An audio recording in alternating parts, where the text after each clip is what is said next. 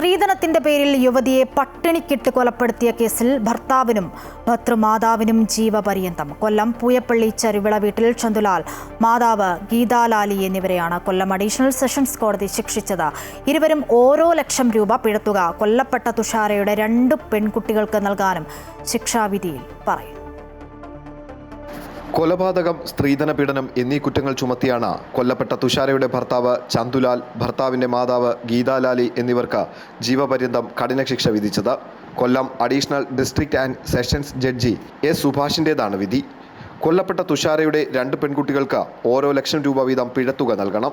പട്ടിണിക്കിട്ടുള്ള കൊലപാതകം രാജ്യത്ത് ആദ്യത്തേതാണെന്നും വിധിയിൽ തൃപ്തിയുണ്ടെന്നും പ്രോസിക്യൂഷനും കൊല്ലപ്പെട്ട തുഷാരയുടെ ബന്ധുക്കളും പ്രതികരിച്ചു. സ്ത്രീധനത്തിൻ്റെ പേരിൽ കൊലപാതകങ്ങൾ നടക്കാറുണ്ട്. അത് കുത്തിക്കൊല്ലുകയായാലും ചിലപ്പോൾ മറ്റു തരത്തിൽ പീഡിപ്പിച്ച് കൊലപ്പെടുത്തുകയായാലും പലതരത്തിലുണ്ട്. പക്ഷേ പട്ടിണിക്കിട്ട് കൊല്ലുക എന്ന് പറയുന്നത് നമുക്ക് ആലോചിക്കാൻ പോലും പറ്റാത്തൊരു കാര്യമാണ്. അതും 2 കുഞ്ഞുങ്ങളുടെ അമ്മ. അതിനും അപ്പുറം ആ 2 കുഞ്ഞുങ്ങളെ എടുത്തൊന്ന് താലോലിക്കുവാനുള്ള അവസരം പോലും കൊടുക്കാത്ത തരത്തിലായിരുന്നു ഈ പ്രതികൾ അവരോട് പെരുമാറിയിരുന്നുള്ള ഒരു വസ്തുത. വിവാഹം കഴിഞ്ഞ് 3 മാസം ആയപ്പോൾ തന്നെ സ്ത്രീധനം ആവശ്യപ്പെട്ട് ഞങ്ങളെ ശല്യം ചെയ്യാൻ തുടങ്ങിയത്. അന്ന് മുതൽ അവർക്ക് അതിൻ്റേതായിട്ടുള്ള രീതിയിൽ നമ്മൾ അകത്തോട്ട് അവിടെ ചെല്ലാനോ വിളിക്കാനോ ഒന്നും.